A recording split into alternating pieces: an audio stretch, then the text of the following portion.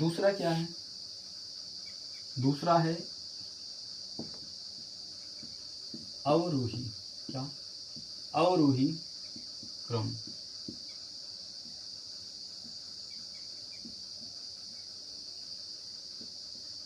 Descending order. क्या है?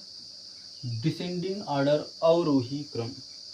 दूसरा हमारा क्या है? डिसेंडिंग ऑर्डर अवरोही क्रम। अवरोही क्रम किसे कहेंगे? देखो, इसकी इसकी बात को पकड़ो। अवरोही, अवरोही। अवरोध शब्द सुने हो? अवरोध।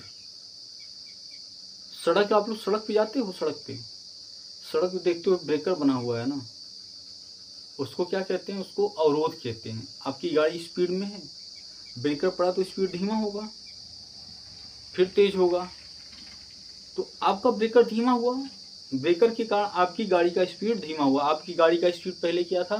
तेज था। फिर ब्रेकर देखिए आपकी गाड़ी का स्पीड क्या हुआ? धीमा हुआ।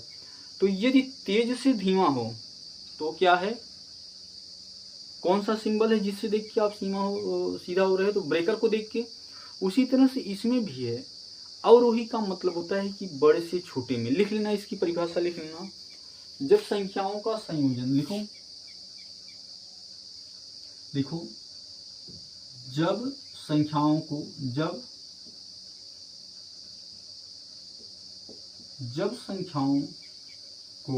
लिख लेना, जब संख्याओं को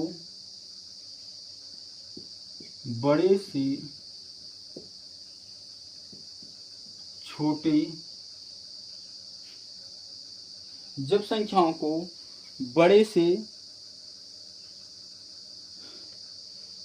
छोटे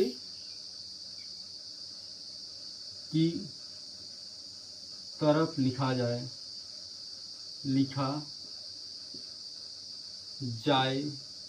तो उसे अवरोही क्रम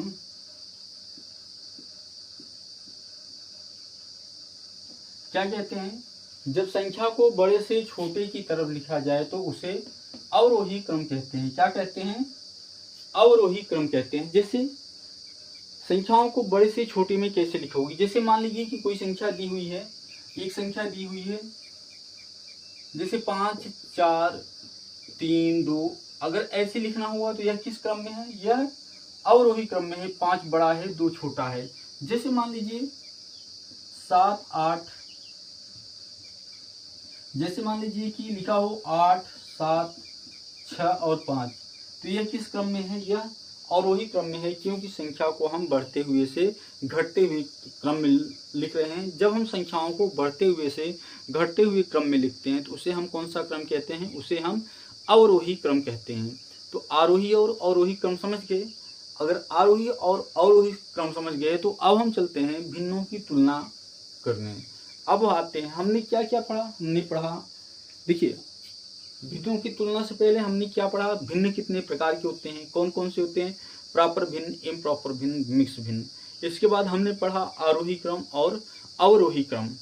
अब हम पढ़ेंगे भिन्नों की तुलना। हम उदाहरण लेंगे और भिन्नों की कैसे तुलना करते हैं इसके बारे में हम देखेंगे। ठीक है।